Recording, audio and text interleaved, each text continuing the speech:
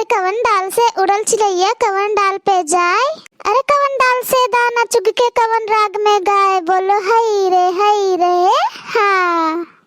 अरे डाल दिहले यादव जी जोरनवा हो, चढ़ते फागुन के महीनवा। डाल दिहले यादव जी जोरनवा हो, चढ़ते फागुन के महीनवा। फागुन के महीनवा चढ़ते फागुन के महीनवा। फागुन के महीनवा चढ़ते फागुन के महीनवा। अरे डाल दिहले यादव जी जोरनवा हो, चढ़ते फागुन के महीनवा।